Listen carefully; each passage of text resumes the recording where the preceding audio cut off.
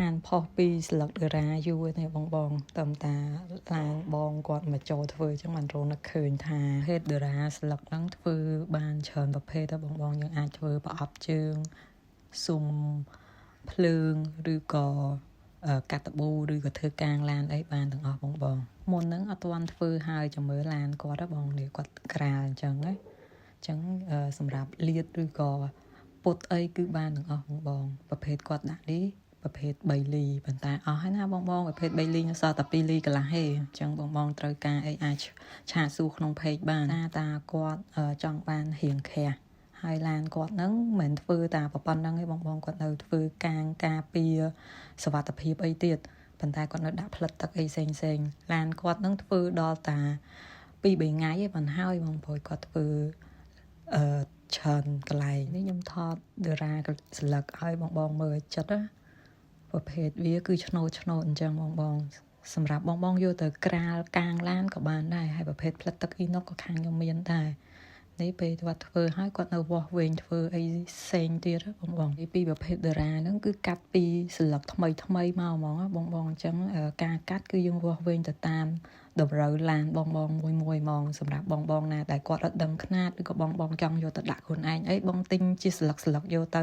ដាក់ខ្លួនឯងបានបងព្រោះដឺរ៉ាហ្នឹងយើងលក់ជាស្លឹកហើយខាងខ្ញុំក៏មិនលក់តែអីវ៉ាន់តែមួយមុខបងគឺមានអីវ៉ាន់ច្រើនមុខឲ្យតែតាក់ទងនឹងគ្រឿងឡានបើសិនសម្រាប់ឡានគាត់នេះសូម្បីតែតោទឹកភ្លៀងអីក៏មានដែរបងហើយពីមុន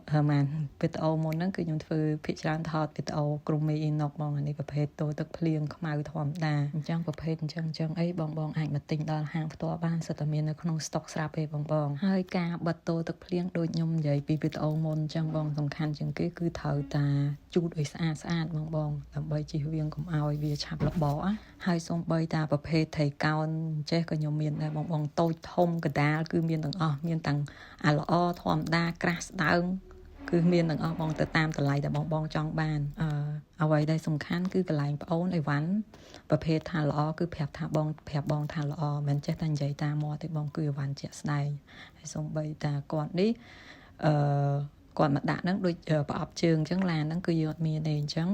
ដឺរ៉ាគឺយើងអាចពុតបានធ្វើភ្លាមតម្រូវឡានគាត់ហ្នឹងបងនិយាយអញ្ចឹងបងមកដល់ថ្ងៃទី2បងឃើញវីដេអូខ្លីមួយផ្លែតអញ្ចឹងបងតែរយៈពេលធ្វើដូចឡានគាត់នេះអញ្ចឹង2ថ្ងៃពេញបងគាត់ដាក់តាំងពីព្រឹកដល់ល្ងាចដល់ខ្ញុំបិទទ្វារតាំងពីព្រឹកដល់ល្ងាចចឹងទៅប្រភេទកាត់តម្រូវឡានហ្នឹងអត់មានធ្វើមួយផ្លែទេបងហើយខាងនេះគឺយើងរៀបដឺរ៉ាស្លឹកផ្ញើទៅជូនមួយដែលគាត់នៅឆ្ងាយអញ្ចឹងគាត់ចង់ទិញដឺរ៉ាស្លឹកអញ្ចឹងគាត់អាចទិញទាំងស្លឹកអញ្ចឹងបានគឺយើងផ្ញើតាមរយៈបន្ថែមទៅបងហើយសេវាផ្ញើទៅក៏មាន free ដែរបងគិតទាំងអស់ព្រោះ admin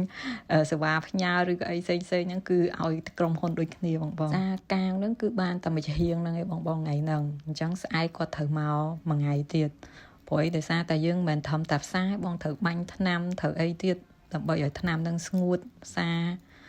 មែនក៏ឲ្យចាប់ឲ្យវាស់វែងត្រឹមត្រូវបងនិយាយពីការធ្វើវិញនៅកន្លែងផ្សេងខ្ញុំអត់ដឹងទេបងតែសម្រាប់នៅទីតាំងហាងខ្ញុំផ្ទាល់ហ្មងគឺគាត់ធ្វើដោយការយកចិត្តទុកដាក់ហើយអ្វីដែលសំខាន់គឺធ្វើតម្រូវឡានបងមួយតែម្ដងសារតែខ្ញុំទទួល